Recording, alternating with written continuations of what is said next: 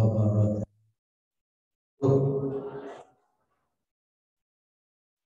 Selamat jam salam.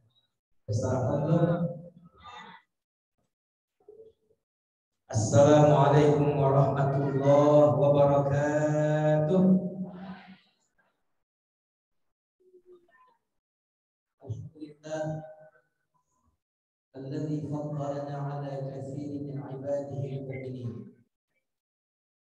Allahumma shalli wa sallim wa barik ala nabiyyina Muhammadin sallallahu alaihi wasallam wa ala alihi wa ashabihi wa man sara ala nahjihi bi ihsan ila yaumiddin. Yang sama-sama kita muliakan para asatiz Safana Islamic School yang hadir di majelis yang baik ini. Semoga beliau-beliau ini senantiasa di dalam kesehatan dan keberkahan dari Allah Subhanahu wa taala. Amin. Para wali murid, bapak-bapak, ibu-ibu yang hadir di majelis yang mulia ini, semoga yang hadir di majelis yang mulia ini Allah berkahi usianya. Karena siapa yang memberikan harta akan ditambah harta. Siapa yang memberikan waktu akan ditambah waktu.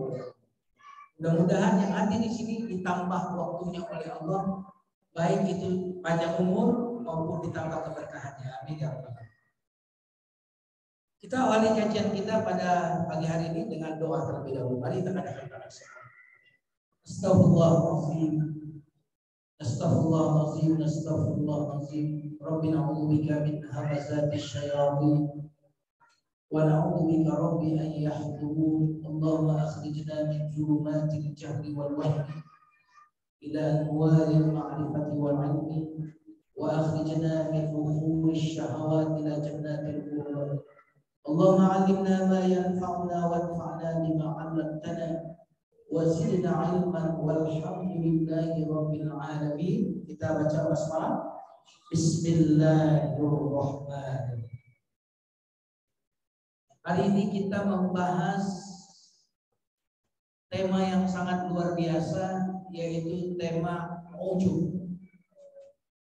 Dari kata takjub, tapi ini takjubnya kepada dirinya sendiri. Jadi dia menganggap dirinya ini besar. Kalau ngomong menganggap omongannya paling hebat. Perbuatannya dia takjub, kagum, sempurna perbuatannya, merasa sudah baik perbuatannya, merasa yang terbaik ucapannya, takjub kepada dirinya. Nah, apa bedanya dengan sombong? Kalau ujub memandang diri besar, itu ujub, tapi tidak menganggap orang lain kecil. Nah, itu ujub. Kalau sombong sudah menganggap diri besar dan memandang orang lain kecil. Itu bedanya ya. Sudah nyambung nih? Ujub apa? Menganggap diri besar, hebat, istimewa, tanpa mengecilkan orang. Tapi kalau takabur, sombong, menganggap diri besar dan mengecilkan dan meremehkan orang lain, itu namanya sombong. Nah, jamaah sekalian yang dimuliakan Allah Subhanahu wa taala. Tadi yang menarik ujub yang tidak disadari. Sombong itu biasanya hanya akan terjadi kalau kita berada di tengah-tengah manusia. Nggak mungkin orang sombong di tengah hutan. Betul atau tidak nih? Ada tisu nggak? Saya agak gatel nih.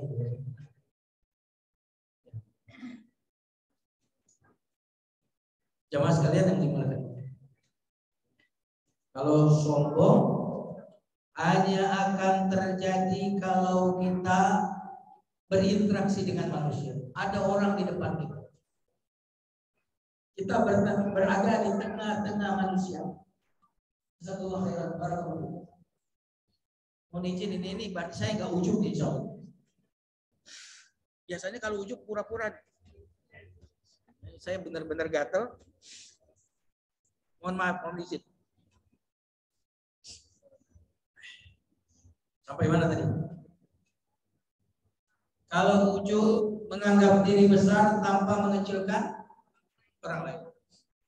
Sombong menganggap diri besar dan mengecilkan orang lain. Perbedaan yang pertama. Perbedaan yang kedua, ujub hanya akan terjadi ketika berada di tengah-tengah manusia. Makanya orang yang di rumah terus insya Allah gak sombong. Ketika Allah melarang kita sombong, wala tamshi fil ardi maraha. Janganlah engkau berjalan di muka bumi ini dengan sombong. Ini menarik. Kenapa menggunakan kata berjalan? Karena kamu kalau nggak keluar rumah, nggak berjalan, nggak akan sombong. Nyambung nggak nih? Coba lihat kalau mau ke rumah, pakai jilbab yang harga berapa dulu ya? Ini pakai handphone yang mana nih? Yang merek apa? Udah mulai itu. Mobil yang mana nih yang mau dipakai nih hari ini? Udah mulai itu, bener nggak? Karena akan berada di tengah manusia. Itu sombong itu hanya akan terjadi kalau kita berada di tengah-tengah manusia. Orang di tengah hutan nggak akan sombong. Mau sombong sama siapa? Nyambung gak nih? Tapi yang namanya ujub bisa terjadi baik kita di tengah-tengah manusia ataupun di tengah hutan sekalipun. Lagi tahajud di rumah di kamar sendirian. Oh, di komplek ini cuma saya tahajud. Luar biasa tuh. Malam-malam sendirian. Ujub di komplek ini kayaknya nggak ada yang tahajud. Itu kamarnya gelap semua tuh. Nah ini ujub namanya. Jadi sehingga ujub ini bisa terjadi kapanpun. Sedangkan sombong hanya terjadi ketika kita bertemu dengan orang atau manusia.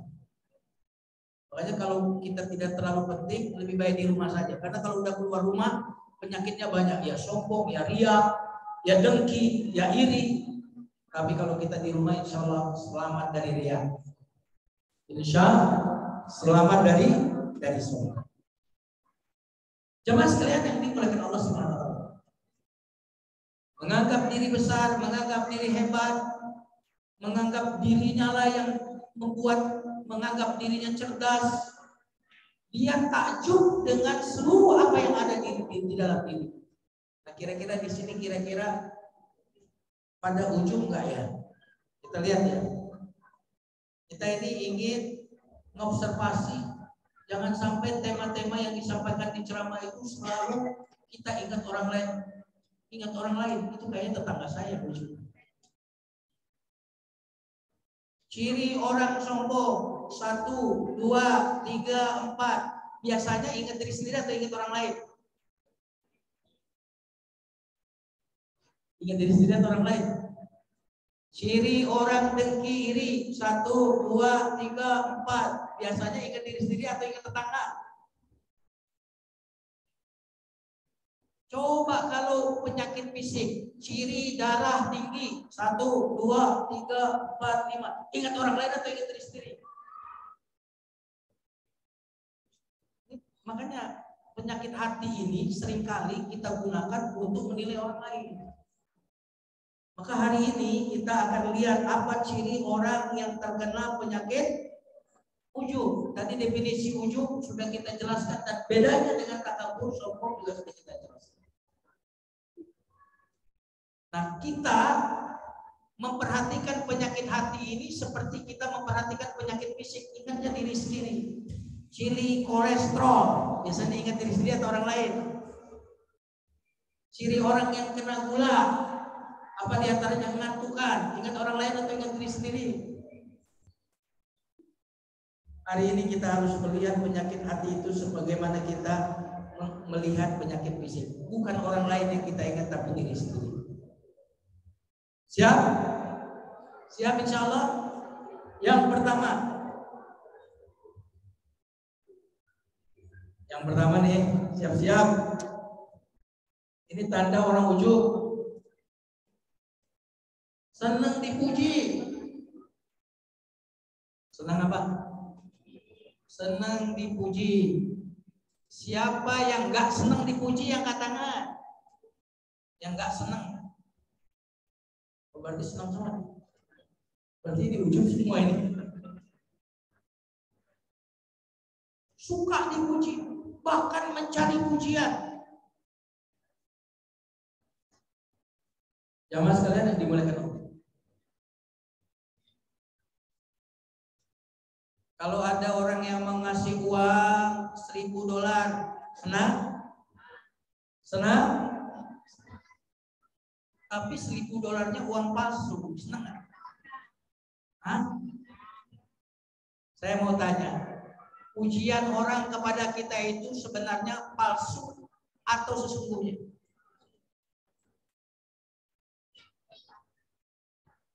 Coba, orang puji kita sebenarnya itu pujian yang benar atau palsu?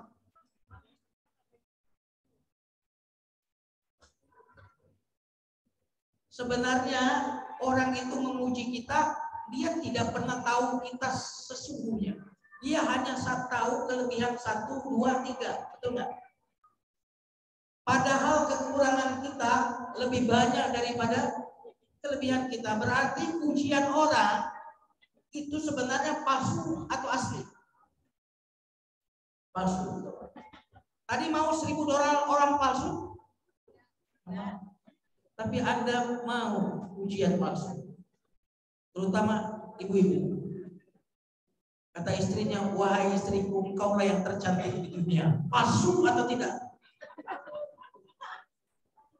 Hah? Istriku, engkau yang tercantik di dunia. Itu palsu atau sesungguhnya? Tapi suka kan? Suka. Nah, jadi ternyata kita ini jujur saja, tema ini berbicara tentang kita. Kita suka banget dipuji.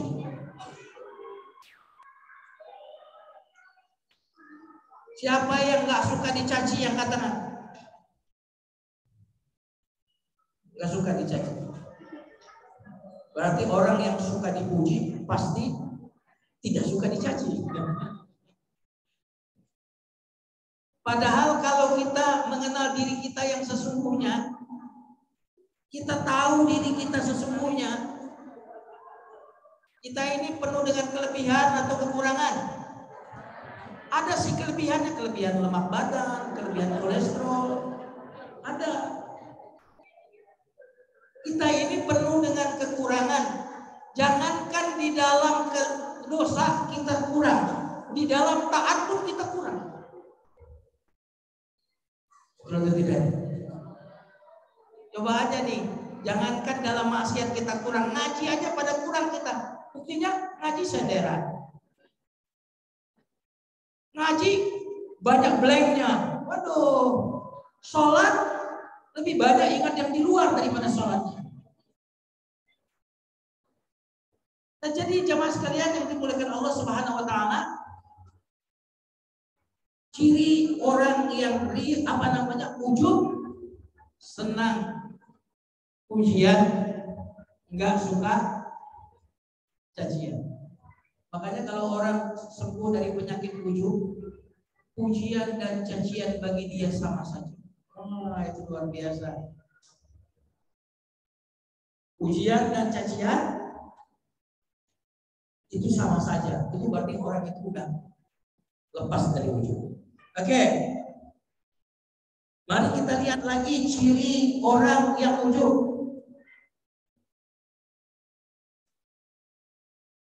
Tidak mengakui kekurangan, tidak melihat kekurangan diri. Orang ujub gak akan pernah melihat kekurangan diri, karena dia sendiri udah kagum sama dirinya.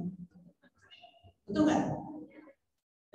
Kalau melihat orang amalan yang lain, kecil dia mati, saya maksiat aja dibanggain. Sama orang ujub itu maksiat aja dibanggain. Kamu mabuk berapa botol? Ya cuma 5 botol. Saya botol-botol itu saya tahu. Jadi orang yang ujub ini tidak akan pernah melihat aib diri, yang ada melihat aib orang dulu. Kalau dia suami yang dilihat aib istrinya aja, aib diri nggak kelihatan. Betul nggak? Berani dia ada suami istri. Yang dilihat aib istrinya saja, aib dirinya nggak terlihat. Orang ujub, dia tidak akan menyadari dosa-dosanya dan tidak disadari. Tidak menyadari kesalahannya. Kenapa? Karena dia sudah menganggap dirinya hebat. Nah, kira-kira ada nggak pada kita nomor 2 nih? Yang tadi ciri nomor 1 apa? Senang dipuji, nggak suka. Yang kedua, tidak melihat kekurangan diri, tapi senantiasa melihat kekurangan. Kayaknya ada nggak sih sama kita ini? Akuin aja ada. Saya juga ngakuin ada ini. Tema ini sedang menampar saya sendiri. Dan kita hanya akan sembuh dari penyakit kalau jujur dengan penyakit. Coba aja datang ke dokter, nggak jujur dengan penyakitnya, kira-kira sembuh atau tidak? Dokter makanya nanya, apa yang dirasakan, Pak? Jangan sampai kita jawab, kan Bapak dokter, kok pakai nanya saya? Dokter tetap nanya kan, apa keluhannya? Apa yang dimakan terakhir sebelum sakit? Ditanya detail seperti itu. Karena kejujuran seorang yang sakit itu awal dari kesembuhannya. Maka siapapun yang punya kebiasaan buruk harus jujur, itu adalah keburukan.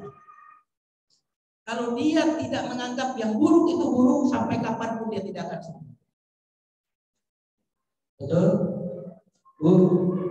Sang perokok kalau tidak menganggap rokok itu buruk, dia tidak akan pernah berhenti merokok. Tapi kalau dia tahu rokok ini buruk, sadar saya ini rokok ini buruk, tapi saya sulit sekali meninggalkannya, Ustaz. Kemungkinan orang ini satu waktu nanti akan berhenti dari rokok. Setuju? Udah keberapa tuh cirinya? 2. Masuk ke yang ketiga. Tapi ada nggak nih ciri yang kedua nih? Sama diri kita semuanya. Ada nggak? Ada. Yang 3 nih. Enggak mau dinasehatin. Nah. Ayo, enggak mau dinasehatin. Tidak mau menerima nasihat. Tidak menerima nasihat istri, tidak menerima masukannya suami, tidak pernah mau menerima nasihat anak-anaknya. Saya pernah nangis loh dinasihati sama anak saya. Di meja makan pula nasihat, ada rekamannya sama saya. Abi, ajarin tuh Umi baca Quran. Umi tuh kalau aku dengar baca Quran, makhrajnya kurang bagus, tajwidnya masih jauh. Abi jangan pinter, ngajarin orang dulu di luar. Ada rekamannya sampai sekarang, saya ada rekamannya. Anak saya itu nasihati saya. Nanti Abi dimintain pertanggungjawaban oleh Allah. Wah, langsung terpojok saya bukannya marah, diam-diam saya nangis. Saya tutupin jangan sampai saya kelihatan nangis di depan dia. Artinya, kalau kita menerima nasihat dari orang yang kita anggap lebih kecil dari kita, bahkan mungkin lebih bodoh dari kita, itu mudah-mudahan ujungnya udah nggak ada pada diri kita. Jadi orang ujub biasanya sulit dinasihati, karena dia sudah merasa perfect. Dia melihat diri dia tidak ada lagi yang perlu diperbaiki. Tapi kayaknya di sini sih, insya Allah udah nggak ada yang ujub lagi. Buktinya sibuknya kayak apa ini masih hadir di pengajian pagi ini. Ini berarti mau menerima nasihat dari siapapun ustadz yang ceramah di sini. Betul? Kalau Anda ujub, nggak akan dengarkan tausiah di sini. Betul apa betul? Kalau begitu kita tutup saja pengajian karena udah gak ujung lagi. Tapi ini mudah-mudahan tanda bahwa, dan ingat ya, kalau suami masih mau ngaji, istri mau masih ngaji, itu rezeki bagi kita. Suami mau ngaji, mau majlis ta'lim, istri mau ngaji, itu karunia Allah. Kenapa? Karena seburuk-buruknya orang tapi dia mau ngaji, berarti dia siap untuk diperbaiki betul. Lanjut.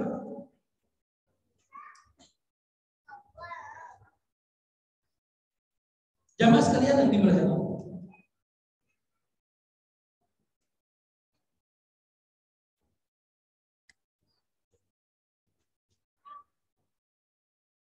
Nah, selain kita membahas ujub dan takabur, apa bedanya riya dengan ujub?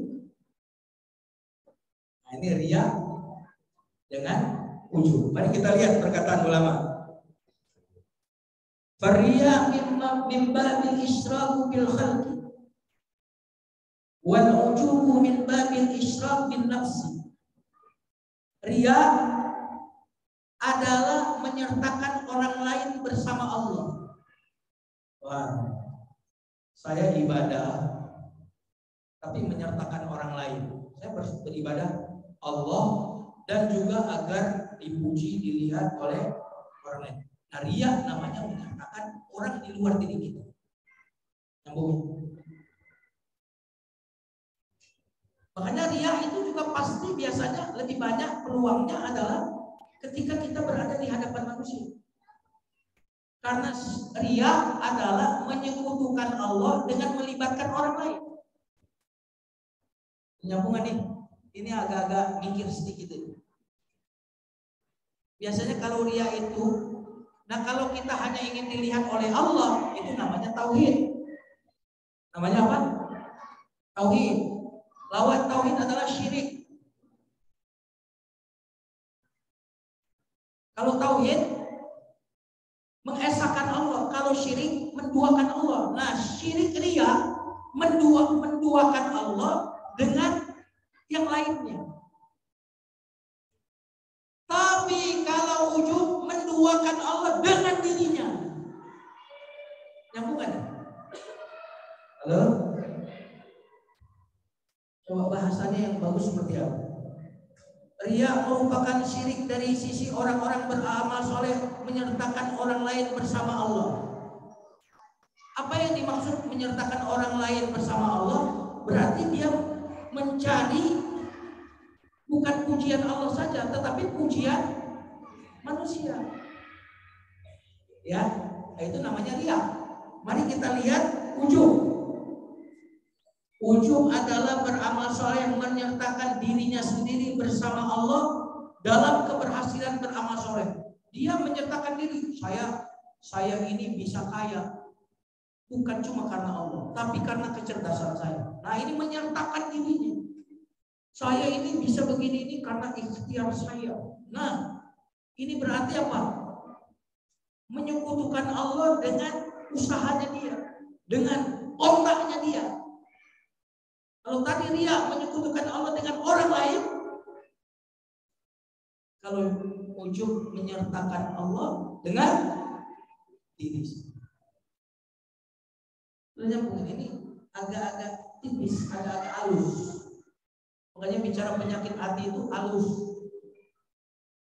Bedanya penyakit, ada penyakit lahiriah, zina, mencuri, korupsi, membunuh. Ini adalah dosa-dosa zahir. Kalau dosa zahir biasanya orang lain yang akan merespon, jangan zina,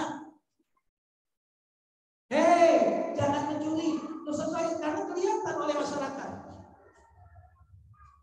Tapi kalau dosa ujub nggak akan kelihatan orang lain, maka orang lain tidak akan jangan ujub. Jarang kita dengar begitu. Yang ada kita yang menyadari diri sendiri. Makanya dosa hati itu lebih sulit bertaubatnya dibandingkan dosa-dosa zahir. Nabi Adam itu dosa zahir atau dosa batin? Memakan buah yang terlarang. Makanya tobat iblis. Dosanya dosa zahir atau dosa batin? Sombong, makanya susah tobat. Dia tidak menyadari kalau dia sombong. Halo? Kalau saya tanya halo, jawabannya hai. Halo? Nah, ada ayat yang setiap sholat kita baca menjadi obat bagi kesombongan atau ujub dan obat bagi riya. Ini orang yang benar membaca ayat ini, insya Allah sembuh dari riya dan insya Allah sembuh dari ujub. Mari kita lihat ayatnya di Al-Fatihah. Iyyaka na'budu, obat bagi penyakit riya. Hanya untukmu, hanya kepadamu aku ibadah. Aku ibadah itu hanya untukmu, enggak buat orang lain. Orang lain mau muji mau enggak ngaruh ya Allah. Hanya untukmu aku beribadah. Obat dari apa? Ya, jangan salah. Obat dari riya. Karena riya tadi menyekutukan Allah dengan melibatkan siapa? Manusia. Tapi kalau kita bilang saya ibadah bukan untuk manusia, hanya padamu untuk ibadah, berarti itu mengobati penyakit apa? Penyakit apa namanya? Nah, kalimat berikutnya yang luar biasa. Wa iyyaka nasta'in, hanya kepadamu aku minta tolong. Aku ibadah itu gak akan bisa kalau gak ditolong oleh engkau. Itu kenapa digabung? Iyyaka na'budu tujuan, wa iyyaka nasta'in kendaraan untuk sampai tujuan. Makanya kenapa iyyaka na'budu diduluin penyebutannya, wa iyyaka nasta'in di belakangnya. Sudah nyambung ini? Karena iyyaka na'budu tujuan. Kira-kira mikirin mau pakai kendaraan apa dulu atau mikirin tujuannya dulu? Tujuan saya mau ke Bandung, mau naik apa? Aduh, ya kan dulu tujuan dulu. Iyyaka na'budu tujuan, wa iyyaka nasta'in kendaraan untuk bisa sampai tujuan. Artinya apa? La haula wala quwwata illa billah. Makanya kalau azan dikumandangkan, hayya 'alas shalah,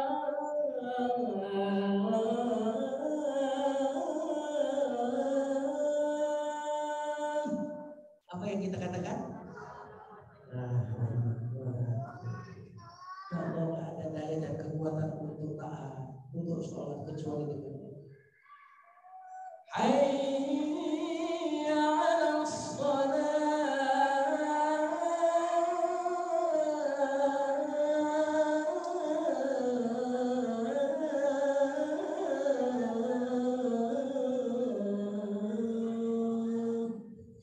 La haula wala quwwata illa billah. Tidak ada daya dan kekuatan ya Allah untuk bisa taat. Sebagian ulama mengatakan la haula, tidak ada yang bisa menghalangiku dari maksiat. Wala quwwata, tidak bisa kuat untuk ibadah. Illa billah, kecuali Engkau bantu. Makanya kenapa Nabi ajarkan doa kepada Mu'adz bin Jabal, wahai Mu'adz, aku sangat mencintaimu.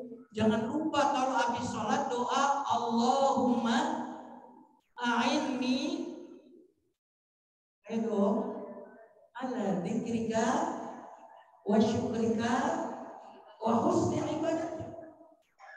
Ini dari kata nasta'in. Hanya padamu aku minta tolong. Allahumma inni, ya Allah tolonglah aku.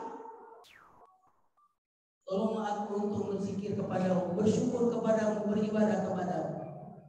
Kenapa? Kalau enggak kau tolong aku enggak bisa iakan aku, enggak bisa menyembah. Enggak bisa hanya beribadah padamu ya Allah. Aku tak berdaya ya Allah. Ketika kita merasakan ketakberdayaan itulah, maka kita selamat dari ujung merasa hebat. Keren ya Al-Fatihah ini.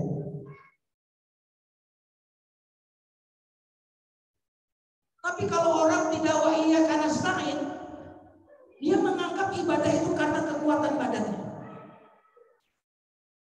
Dia menganggap karena kecerdasannya, karena dia sehat. Maka dia menjadi ujub. Dan sifat ujub itu adalah kedudukan Tuhan. Karena Tuhan itu maha sempurna, maha besar, maha kuat. Tapi hamba itu adalah keadaannya adalah lemah, tak berdaya, hina.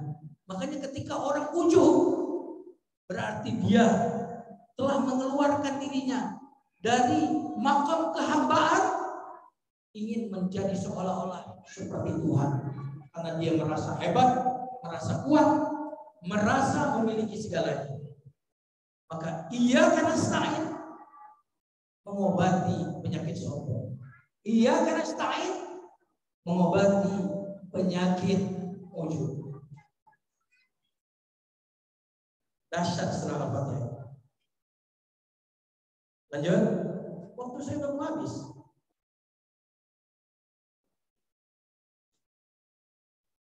Dalam hadis yang diriwayatkan oleh Imam Tabrani, Rasulullah SAW bersabda,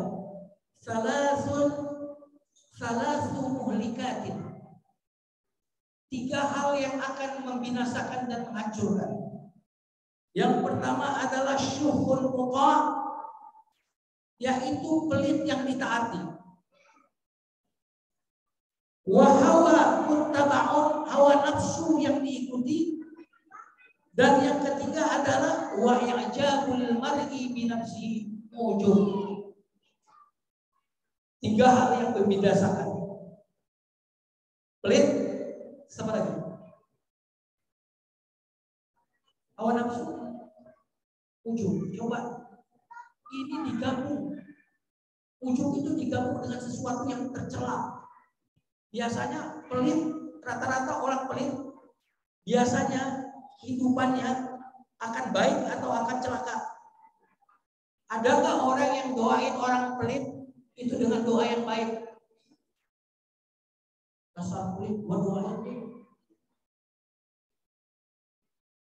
Makanya kalau orang pelit pasti celaka. Wa anfiqu fi sabilillah wa la tulqu bi aydikum ila tahlukah. Infaklah, jangan campakkan dirimu pada kebinasaan. Apa hubungan infak dengan jangan campakkan dirimu kepada kebinasaan? Kamu bakhil, kamu pelit, binasa. Hawa nafsu. Hawa nafsu. Kira-kira yang membuat orang korupsi? Hawa nafsu. Yang membuat orang selingkuh? Yang membuat orang iri dengki? Nah, jamaah sekalian yang dimuliakan Allah Subhanahu wa taala. Sebelum saya masuk ke solusi, tadi kita sudah definisi cirinya, bahayanya, udah ya. Saya mau sebutkan lagi satu bahaya. Ini saya bacakan saja, ini karena perkataan Ibnu Qayyim. Sesungguhnya seseorang hamba benar-benar melakukan sebuah dosa, dan dengan dosa tersebut menyebabkan ia masuk surga. Belum titiknya.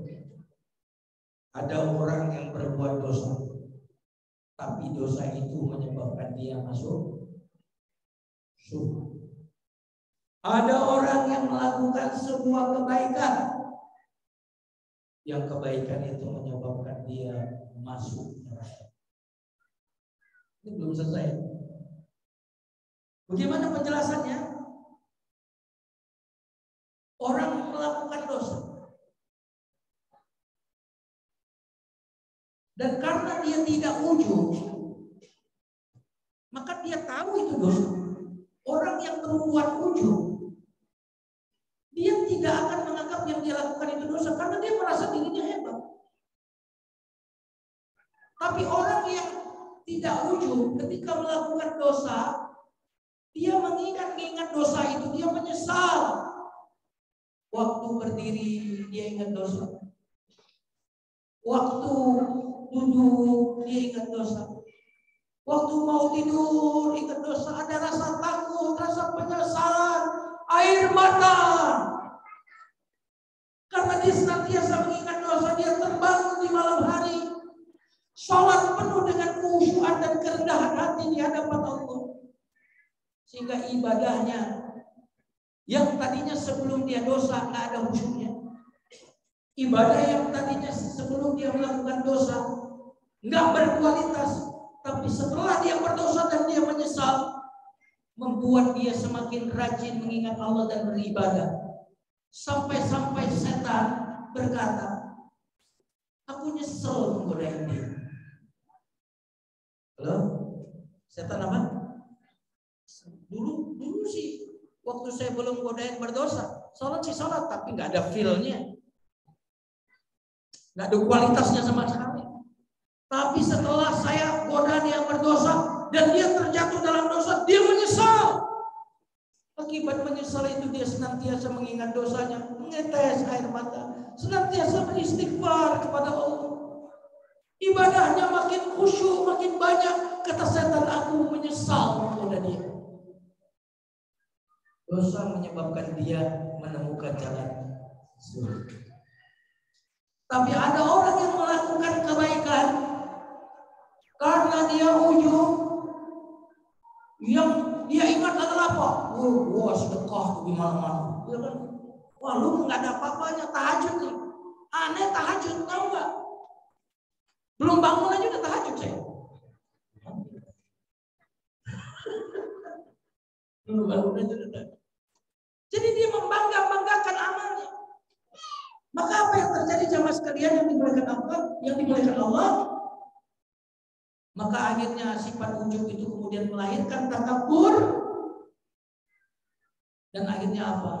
Tidak masuk surga orang yang di hatinya ada kesombongan meskipun sebesar biji zarrah.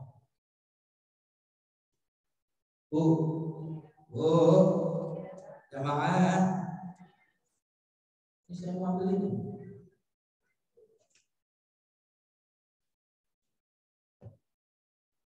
Ini kecil atau besar?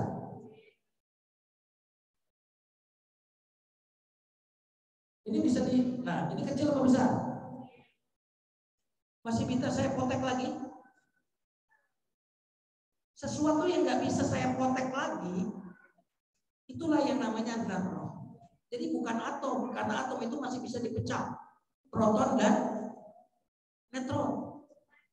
Jadi zarrah adalah partikel yang terkecil, tidak ada yang lebih kecil dari itu lagi.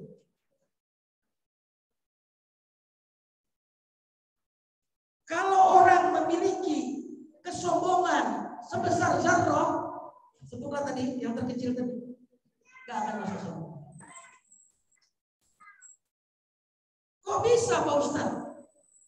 Walaupun setiap tahun umroh, walaupun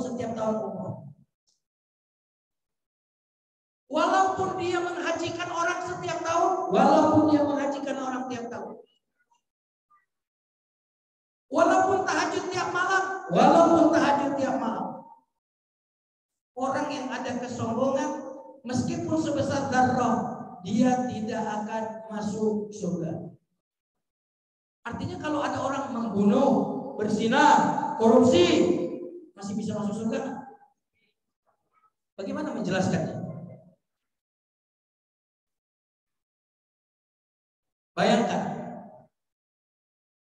ada 1 liter susu murni.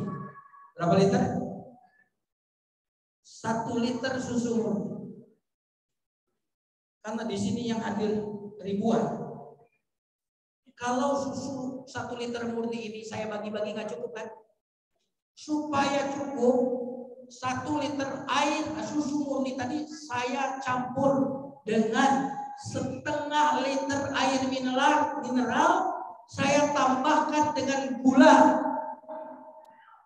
Kira-kira akan lebih mencukupi nggak? Oke, akhirnya saya tuang di gelas.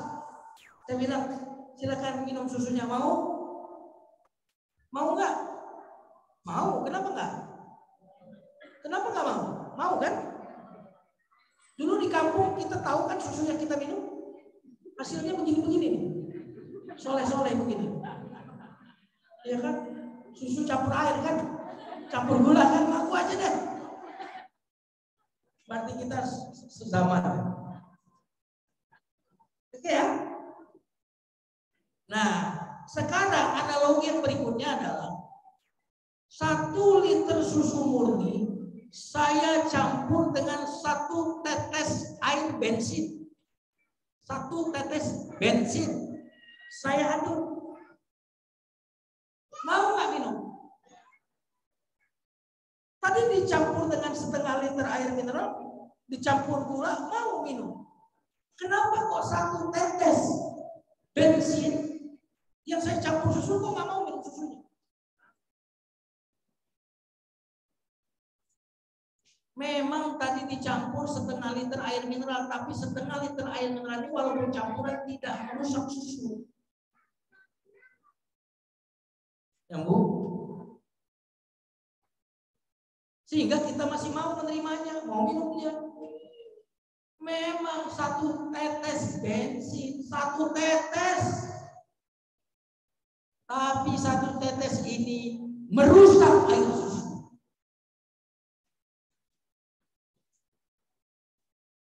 Memang sombongnya sih cuma 1 tetes. Gitu. Sudah nyambung analoginya? Tapi 1 tetes ini dia telah merusak kehambaan dia kepada Allah. Dia mengaku dia bukan hamba, tapi dia Maha besar, dia kuat, dia hebat.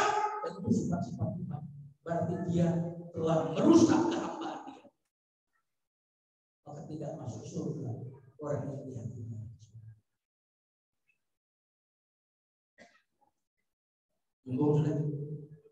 Halo? Saya mau tahu bapak-bapak ibu capek, tapi saya juga nggak mau kalah sama bapak-bapak ibu. Karena buat apa saya jauh datang-datang kalau bapak-bapak ibu nggak dapat apa-apa dari ceramah saya? Nggak ada gunanya saya ceramah. Maka saya bersemangat. Betul? Karena kepuasan guru, ustadz itu adalah ketika jamaahnya mendapatkan sesuatu. Saya minta tambah waktu 3 menit boleh? Boleh, tapi jangan sampai begitu. Boleh.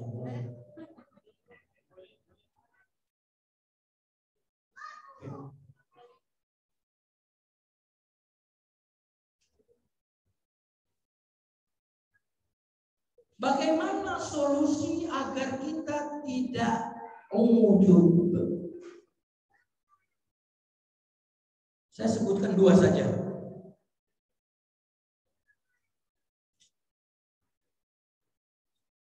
Yang pertama adalah tahu diri, mengenal diri.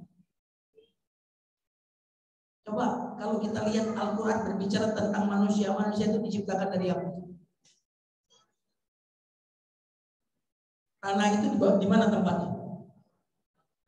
Akafarta billadzi khalaqaka min turab. Apakah kamu mau kufur dengan yang telah menciptakan kamu dari turab? Makanya kita itu kalau dipanggil di Quran ya Bani Adam. Adam itu artinya tanah. Permukaan tanah. Makanya kita dipanggil ya Bani Adam, wahai anak tanah.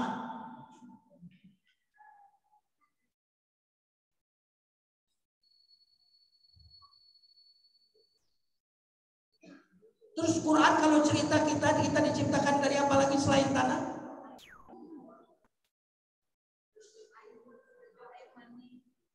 menjadi air sperma yang memancar bertemu dengan sang telur. Ada seorang panglima. Dia kemudian berjalan menampakkan keangkuhannya, sombongannya. Lalu ketemu dengan Imam Hasan Al-Basri, seorang tabi'in. Kata Imam Hasan Al-Basri, wahai Fulan, berjalanlah dengan rendah hati. Tidak perlu sombong. Lalu panglima ini berkata, kamu belum tahu ya siapa saya? Belum kenal siapa saya? Saya pernah mau parkir di suatu tempat, tiba-tiba diberhentiin sama security. Pak, mohon maaf Pak, ini parkiran untuk tamu-tamu khusus. Saya bilang, emang saya siapa? Oh silakan Pak, silakan. Karena saya cuma bilang sama, saya siapa? Saya siapa? Dia ngira saya juga tamu besar juga kan. Berjalan biasa saja panglima, tidak usah sombong. Makanya sombong dan tawadu itu di Quran dikaitkan dengan kata berjalan. Ketika Allah bercerita tentang hamba-Nya yang khusus ibadur rahman, wa ibadur rahmanil ladzina yamshuna fil ardi haunan, dan hamba-hamba yang disayangi oleh Allah itu adalah yang berjalan di muka bumi dengan rendah hati, berjalan. Kenapa? Orang dari cara jalan kelihatan sombong atau tidak. Salah satu yang sulit disembunyikan sombong. Sulit menyembunyikan sombong. Betul nggak? Saya Pak Ustadz, saya. Kalau belanja, ini harganya berapa nih? Yang ini berapa? Sombong. Ya ternyata yang jualan giginya emas.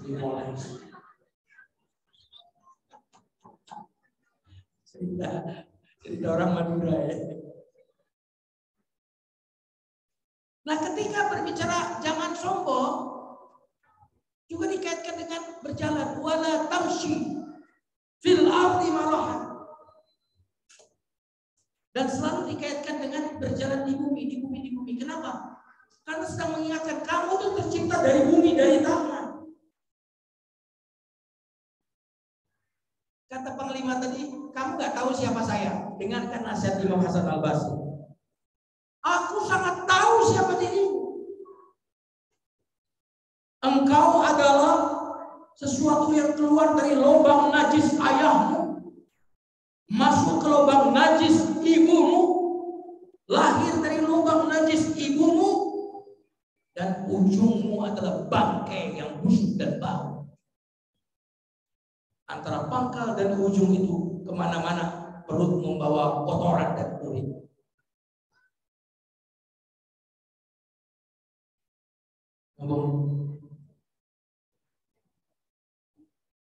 Jadi orang sombong itu nggak tahu diri udah pasti. Semua orang sombong pasti nggak tahu diri. Sombong gimana baru ngaji dikit udah senderan. Bener nggak? Makan kenyang dikit udah loyoan. Ya Allah, ya kan kemana-mana bawa masker. Ya aku sombong. Bener nggak? Apalagi itu bawa balsam kemana-mana. Sebenarnya bener-bener nggak tahu diri, orang sombong itu bener-bener nggak tahu diri.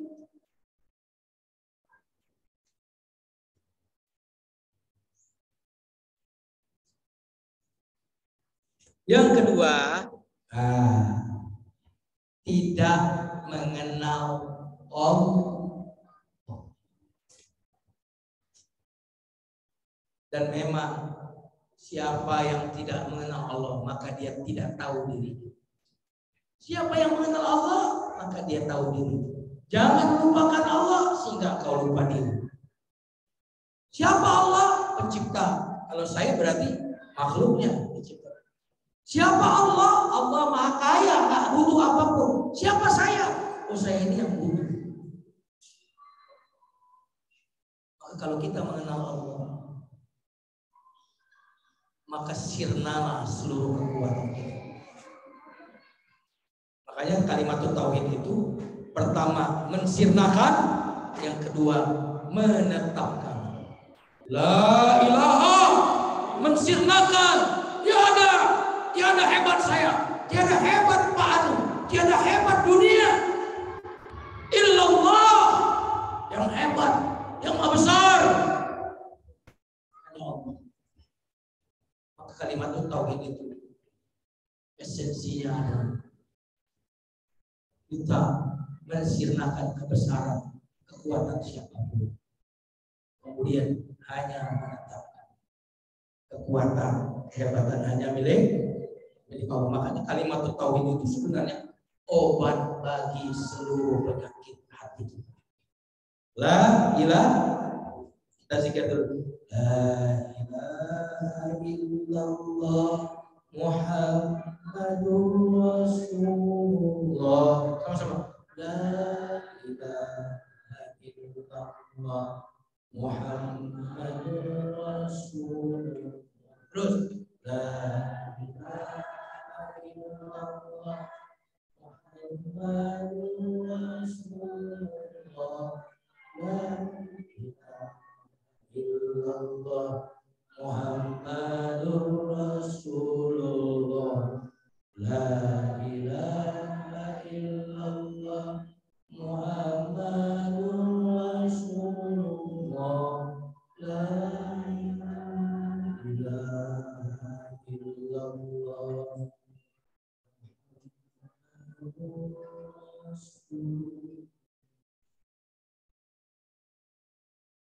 Ini yang saya sampaikan. Sampai posnya terlena. Silakan. Ada yang mau bertanya? Baik, Bunda, ada yang bertanya, apa sudah merasa tersindir semua? Harus tersindir, harus. Ada yang masih belum paham atau yang ditanyakan ayah dan bunda, bapak dan ibu, ya Pak?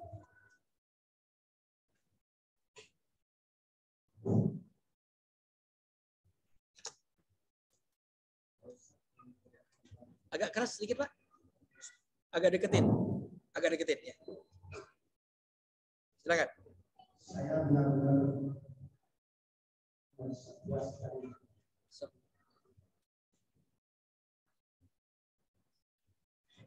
Atas apa yang disampaikan,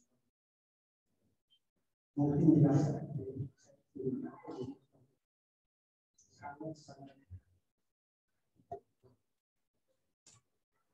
cuma ada satu yang kurang sedikit saya memahami. Perbedaan antara dia dan ujung. Di sini saya lihat dari perbedaan ini antara dia dan juga ada jarak yang bisa dipahami. Tapi menurut ingat saya ataupun pengetahuan saya, dia dan ujung ini tipis dan sedikit sekali perbedaannya. Ya, barangkali orang susah. Terima kasih. Assalamualaikum. Waalaikumsalam. Terima kasih, pertanyaan yang sangat bagus. Riya dan ujub itu sama-sama syirik. Syirik itu artinya apa? Menyertakan selain Allah. Ada yang disertakan selain Allah. Allah, tapi ada yang kita sertakan. Ini syirik. Kalau disertakan berarti kan nggak satu lagi. Kalau tauhid kan satu. Kalau syirik berarti tidak satu, bisa dua, bisa tiga, bisa empat. Ya kan? Berarti orang yang mentuhankan Allah dan mentuhankan yang lainnya, walaupun Tuhan selain Allah itu cuma satu, syirik. Kalau orang Tuhan Allah tapi ada trinitas, syirik. Jadi syirik adalah mensertakan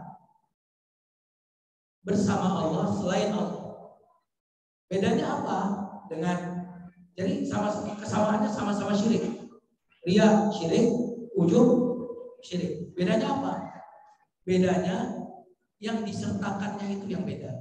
Kalau ria itu menyertakan orang lain. Kayak saya gini misalkan, saya ceramah, mestinya hanya untuk Allah. Tapi karena saya ria, saya ceramah bukan cuma untuk Allah, tapi untuk dipuja-puji oleh jamaah. Nah ini berarti ria menyertakan orang di luar diri saya. Dalam ibadah saya sertakan. Adalah mestinya untuk Allah. Kalau ujub, saya tidak menyertakan orang lain, tapi saya menyertakan diri saya. Saya bilang saya ini bisa beribadah bukan karena Allah yang kasih sehat, tapi karena saya hebat. Ini memang karena manajemen waktu saya bagus, sehingga saya bisa ngaji. Nah, ini sayanya yang saya libatkan. Jadi syiriknya melibatkan saya. Kalau dia syiriknya melibatkan orang lain. Memang agak-agak tipis. Tapi insya Allah kalau Bapak paham, berarti ini tidak kalah bahaya dengan ria. Kalau dia orang lain yang dijadikan sekutu bagi Tuhan. Ya kan? Kalau ujub dirinya jadi sekutu Allah. Ria. Kajian-kajian hati itu, terutama ustadz seperti saya ini, harus banyak dinasihati dengan kajian-kajian hati. Kalau tersembunyi di sini. Allah besar. Ada lagi yang benar?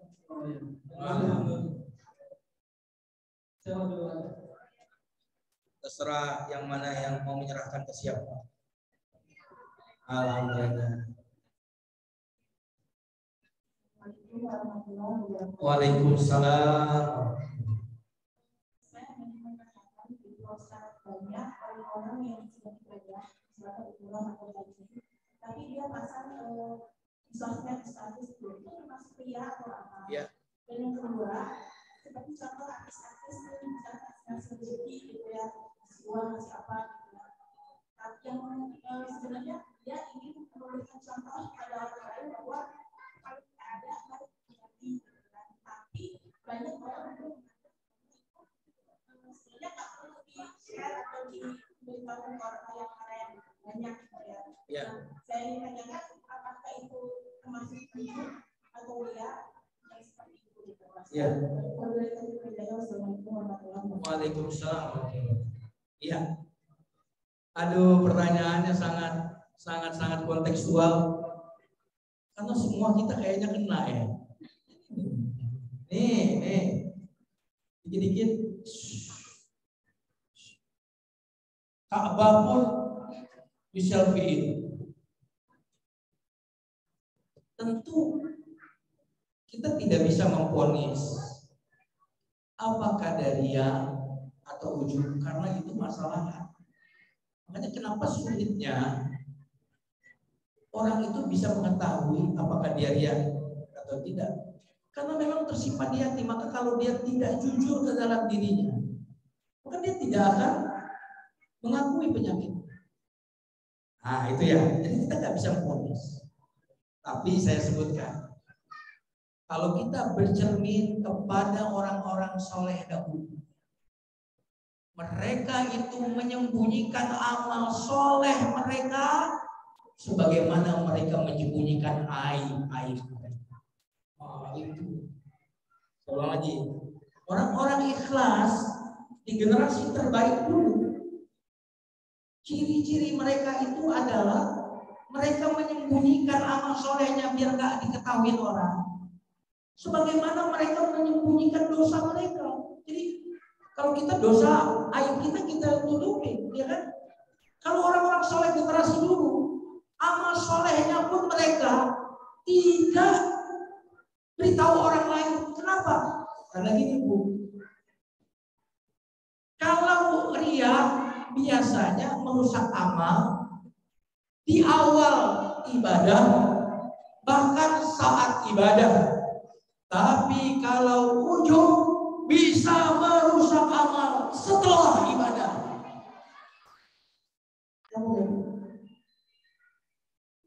Saya tidak akan mengatakan menyimpulkan, wah itu yang posting di sosmed ria.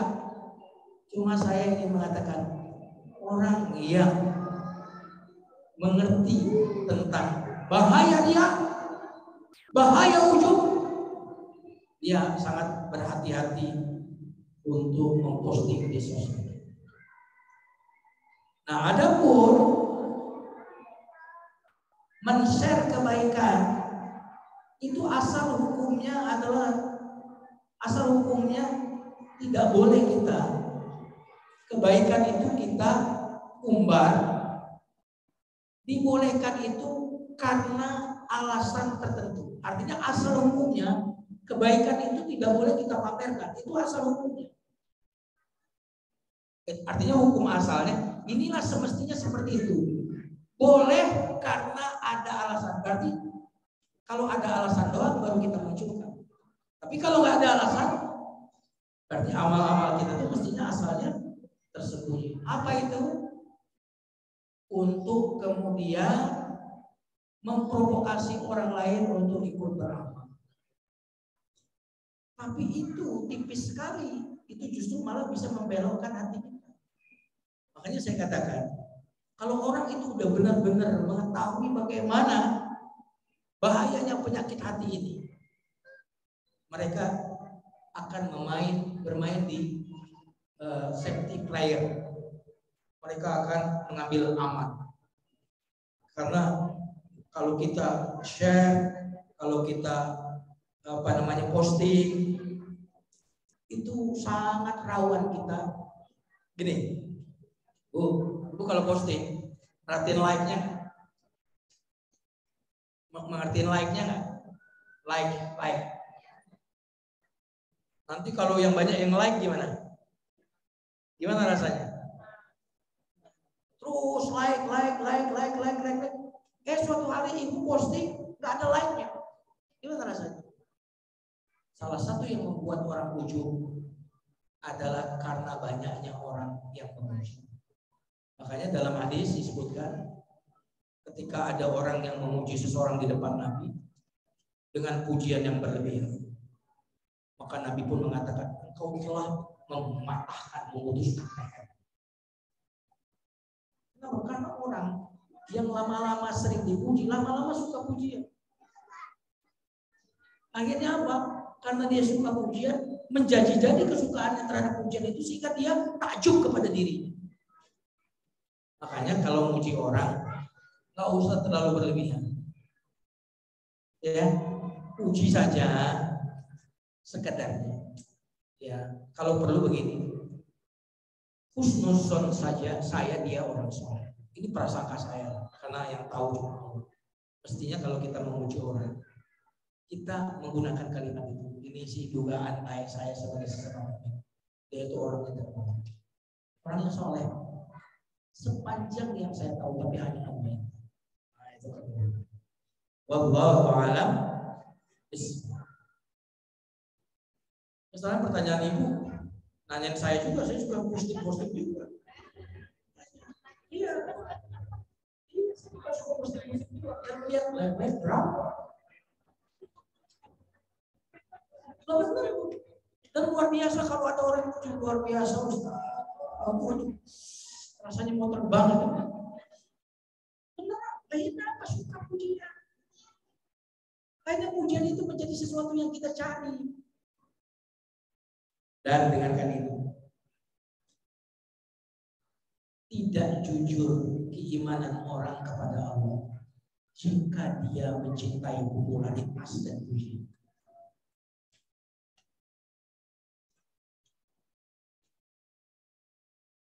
Jadi hening. Ya Allah. Wallahu a'lam. Terakhir ya. Assalamualaikum warahmatullahi wabarakatuh. Waalaikumsalam. Bagaimanakah ketika ada keberhasilan kita atau keluarga kita dan oleh teman kita, tetangga kita kasih apresiasi berupa ucapan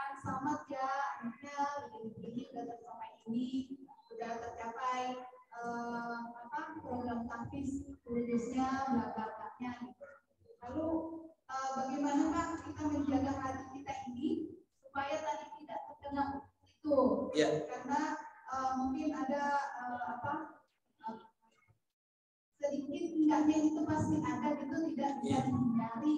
Lalu mungkin ada ucapan atau lafaz apa yang sebaiknya kita membalas pujian itu, lalu untuk menjaga hati kita. Ya. Terima kasih, itu aja. Assalamualaikum warahmatullahi wabarakatuh. Waalaikumsalam. Pertanyaan ibu-ibu betul-betul kontekstual banget ya. Tanya terhadap anak, mana ada di antara kita yang nggak banggain anak kita? Bener nggak? Kalau ngomongin anak kita tuh pasti paling hebat ya kita. Beneran? Iya kan?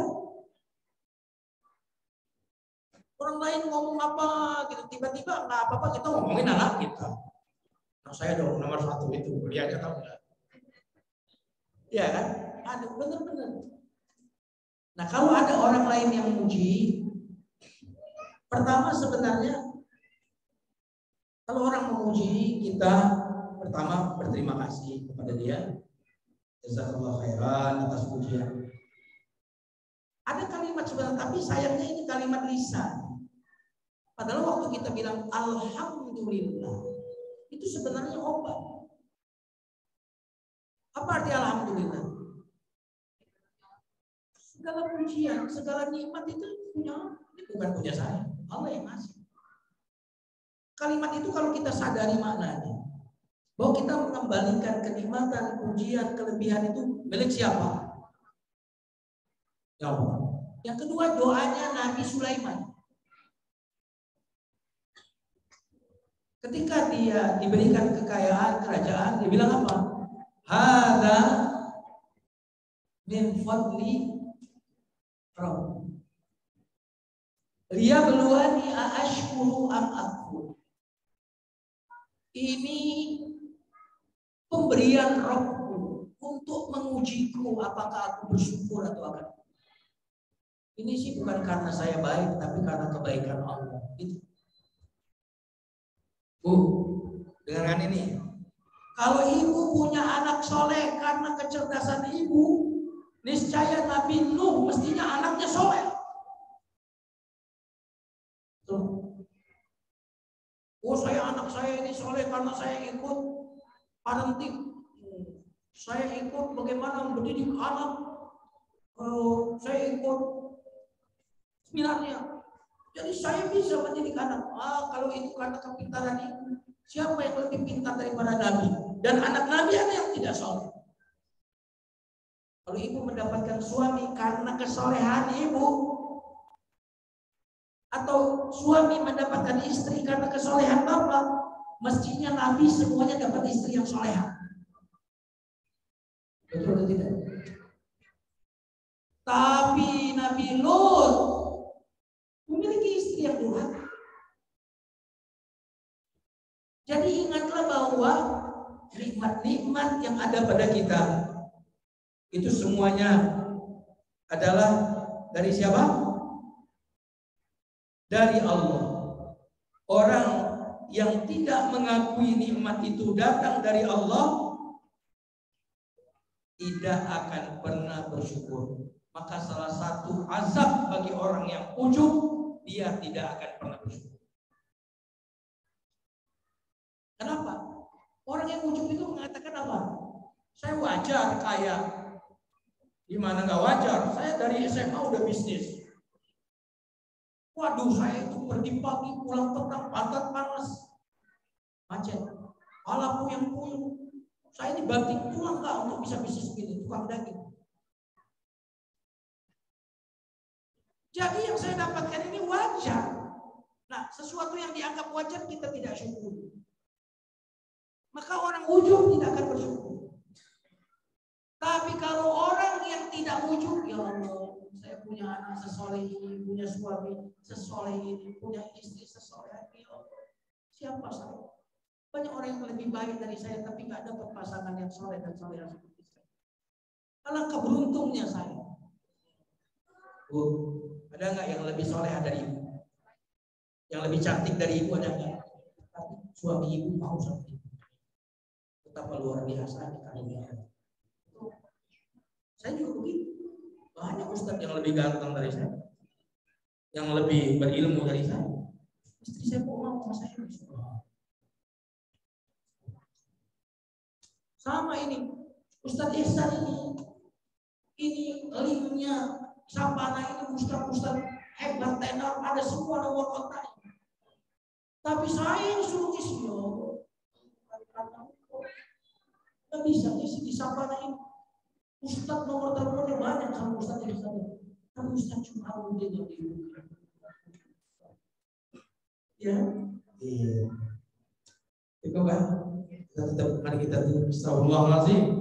Subhanakallahumma bihamdika asyhadu an la ilaha illa anta astaghfiruka wa atubu ilaik. Allahumma arinal haqqa warzuqna wa arinal batila batilan warzuqna ittiba'a. Allahumma imla qulubana imanan wa qur'an wa yaqinan wa tawadu'an wa qana'atan wa sakinatan wa insyirah. Allahumma imla qulubana wa hubban وحب عمل يقربنا إليك ربنا هب لنا من أزواجنا وذرياتنا قرة أعين واجعلنا للمتقين يا حي يا قيوم برحمتك نستغيث أصلح أبناءنا وبناتنا أصلح أبناءنا وبناتنا ولا تكلنا إلى أنفسنا طرفة عين يا وكيل وكلناك أمورا فإنك خير الوكيل ودبر لنا فإنا لا نحسن التدبير ربنا آتنا في الدنيا حسنة وفي الآخرة حسنة وقنا عذاب النار سبحان ربك رب العزة عما يصفون وسلام على المرسلين والحمد لله رب العالمين بارك الله لكم والسلام عليكم ورحمة الله.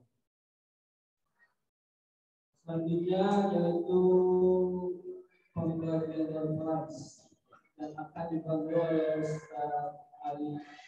Dan pulang dulu ya Ibu Bapak, siapa yang dapat grand prize? Apa mau grand prize? Ini orang.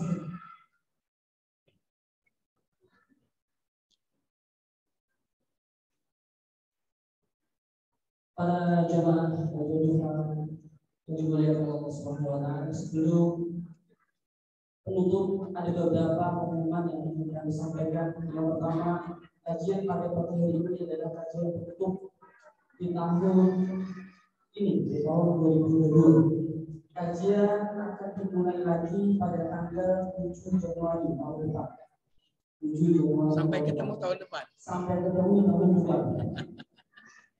Baik para jemaah sekalian, sebelum menutup tentunya ada donasi dari BKM. Hal ini disponsori oleh Big Travel, SIBS dan juga milik Dokterani. Baik, saya ingin memberikan dorongan sebelumnya. Ada beberapa pertanyaan. Saya akan meminta 2 pertanyaan dari pemateri ini para jamaah sekalian. Ustaz, ya. Dan pertanyaan untuk para jamaah.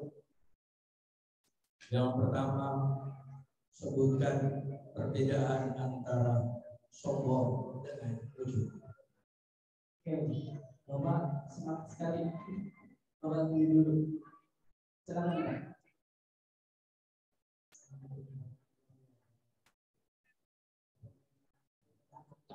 Ujub dan sombong. Kalau ujub itu mempertahankan yang ada pada diri sendiri. Sombong dia membanggakan, ingin dipuji orang lain, melibatkan orang lain. Kalau ujub hanya melibatkan dia dan Allah. Kalau sombong, ulang lagi. Tenang. Perbedaan antara ujub dan sombong. Ya. Kalau ujub adalah membanggakan diri sendiri, memuji amalnya diri sendiri, dan juga melibatkan dia dan Allah. Sedangkan sombong itu dia ingin dipuji orang lain. Sekaligus dia melibatkan orang lain dalam beribadah kepada Allah. Artinya dia ingin dipuji orang lain juga. Ya, untuk yang pertama benar, tapi yang keduanya enggak. Yang ujungnya udah benar. Sombong itu, yang sombongnya yang belum. Kalau sombong dia ingin dia merasa dirinya lebih baik dari orang lain. Jadi merasa orang lain itu nggak ada apa-apa yang dibandingkan dia. Makanya orang sombong itu harus diam di rumah.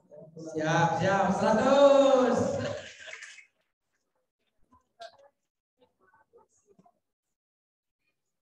Satu lagi.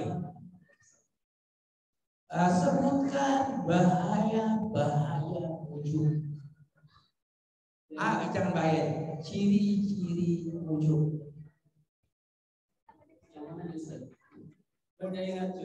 Terserah antum lah, antum yang nentuin. Sekali yang dari belakang ya. Terserah. Tadi ada yang dari belakang.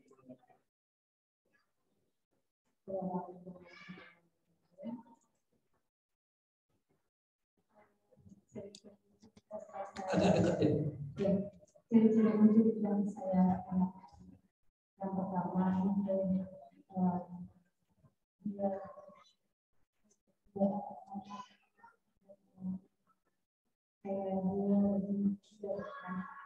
Apa, Bu? Terus jadi ngebleng. Terus yang kedua itu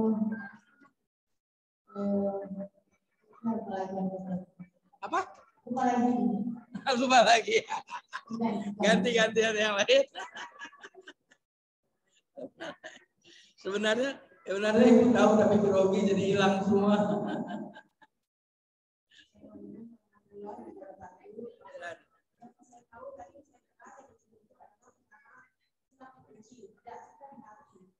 Kedua, yang menyadari kekurangan diri sendiri, dan yang ketiga,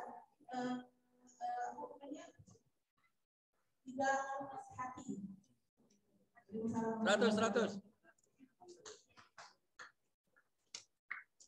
Ya, selanjutnya pertanyaan dari saya. Kapan kajian duha dimulai lagi?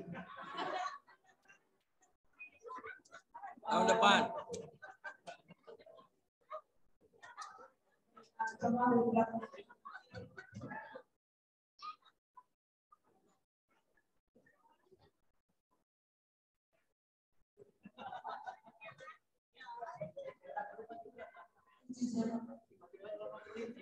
Betul ya, 7 Januari. Jadi nanti jangan lupa Bapak Ibu sekalian 7 Januari kita akan mulai kajian duha kembali ya. Oke, bagi para jemaah yang sudah menjawab, bagi ibu juga yang di belakang boleh maju ke depan. Ibu silakan maju ke depan juga. Ya. Terus bapak dan ibu juga ada 4 ya. Silakan maju ke depan.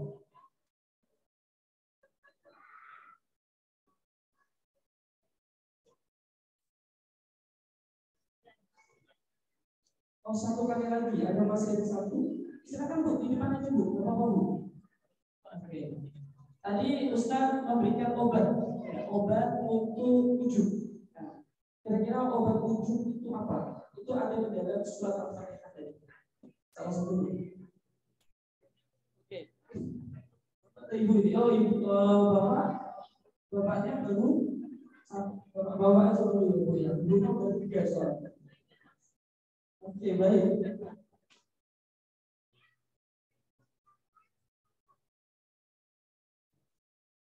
Yang ada di serangkap tadi potong dari bunyi itu hanya kepada Allah kita meminta dan kepada Allah. Terima kasih. Ya, Ustaz silakan maju ke depan. Ibu tadi yang dibilang boleh beri waktu silakan. Ya. Ustaz Isa mau dibantu untuk memberikan.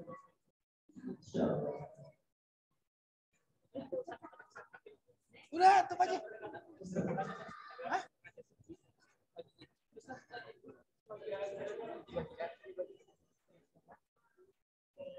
Oh iya. Udah.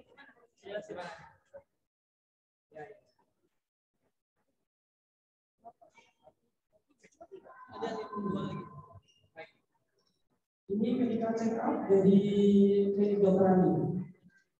Senilai berapa 1 juta? Yes.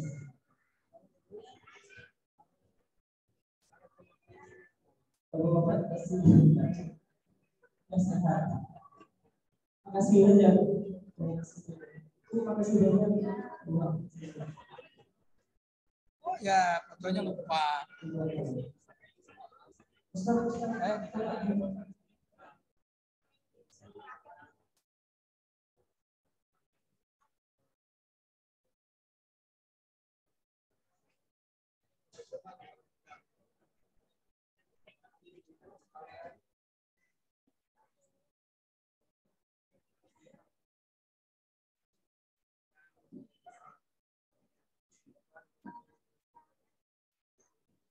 Baik para jemaah sekalian, alhamdulillah kajian duha penutup pada hari ini pada selesai. Mari kita berdoa dengan al-Fatihah majlis. Subhanallahumma wa bihamdika asyhadu an la ilaha illa anta astaghfiruka wa atubu ilaik. Terima kasih atas kedatangannya. Sampai jumpa di tahun depan pada tanggal 7. Billahi taufiq wal hidayah. Wassalamualaikum warahmatullahi wabarakatuh. Salam